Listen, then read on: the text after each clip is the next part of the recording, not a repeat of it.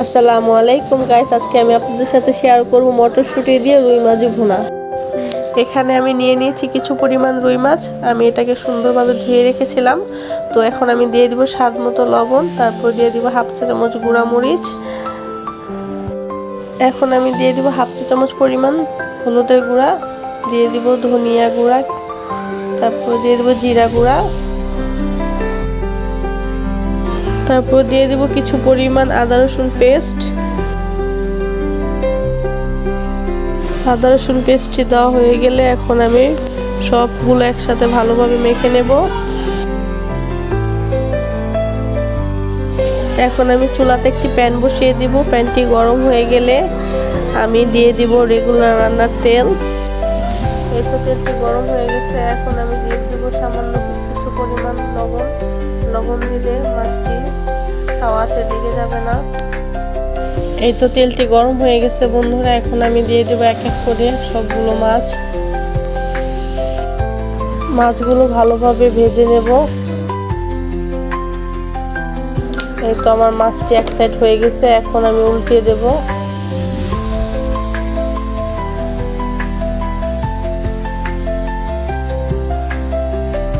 এই তো আমার মাছটি ভেজে নেওয়া শেষ হয়ে গিয়েছে। এখন আমি চুলা থেকে নামিয়ে নেব। তারপর আমি চুলাতে একটি কড়াই বসিয়ে দেব। কড়াইটি গরম হয়ে গেলে আমি এখানে রেগুলার রান্নার তেল দিয়ে দেব। এই তো তেলটি গরম হয়ে গিয়েছে। এখন আমি দিয়ে দেব প্রায় 1 কাপ পরিমাণ পেঁয়াজ কুচি।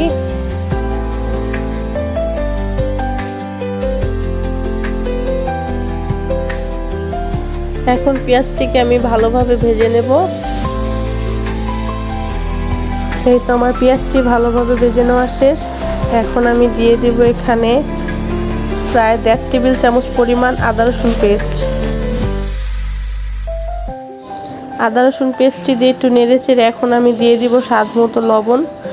লবণটি দিয়ে আমি আবারও ভালোভাবে একটু ভেজে নেব।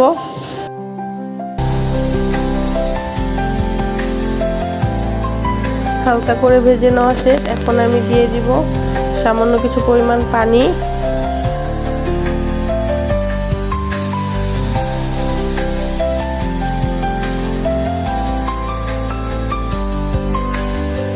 এখন আমি দিয়ে দিব প্রায় আধা চা চামচ পরিমাণ হলুদের গুঁড়ো, তারপরে দিয়ে দিব আধা চা চামচ পরিমাণ মরিচের গুঁড়ো, তারপর দিয়ে দিব হাফ চা চামচ পরিমাণ ধনিয়া গুঁড়ো, হাফ চা চামচ পরিমাণ জিরে গুঁড়ো।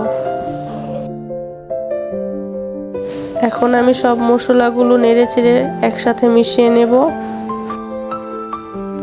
তারপর একটি ঢাকা দিয়ে ঢেকে রেখে দেব কিছুক্ষণের জন্য।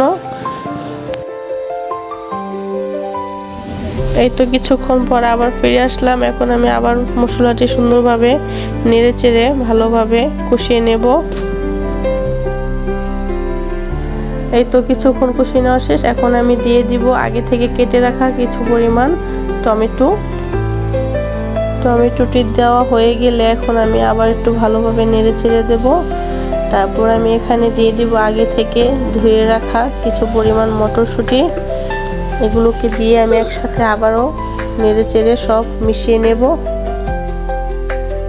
তারপর একটি ঢাকা দিয়ে ঢেকে রেখে দিব আবার কিছুক্ষণের জন্য।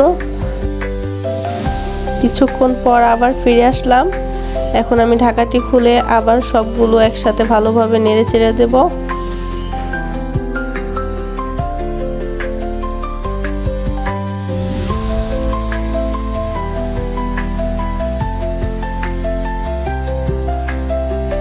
নেড়ে নেওয়া হয়ে গেলে এখন আমি দিয়ে দিব পরিমাণ মতো পানি দিয়ে আবার ভালোভাবে একটু নেড়েচেড়ে কিছুক্ষণের জন্য ঢাকা দিয়ে ঢেকে রেখে দেব।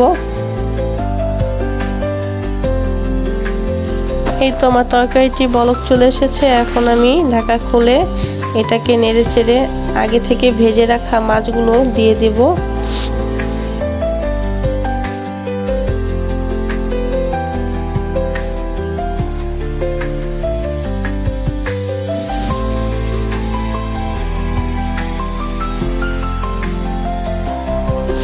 এই তো আমার সব মাছগুলো দেওয়া শেষ।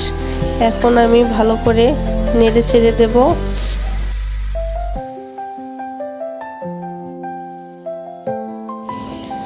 এখন আমি দিয়ে দিব 3-4টি কাঁচামরিচ পাল্টি করে রেখেছিলাম, সেগুলো দিয়ে আমি ঢাকা দিয়ে আবার ঢেকে রেখে দেব কিছুক্ষণের জন্য।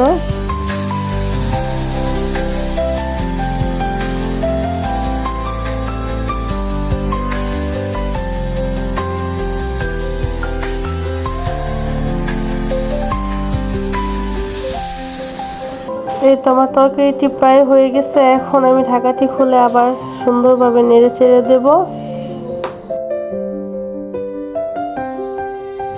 এখন আমি দিয়ে দিব আগে থেকে কুচি করে রাখা ধনিয়া পাতা, দিয়ে আবার একটু ভালোভাবে নেড়ে চেড়ে নেব। এই তো বন্ধুরা, আমার তরকারিটি হয়ে গেছে, এখন আমি নামিয়ে নেব। আমার ভিডিওটি যদি আপনাদের কাছে ভালো লেগে থাকে অবশ্যই বন্ধুরা লাইক, কমেন্ট এবং সাবস্ক্রাইব করে দেবেন।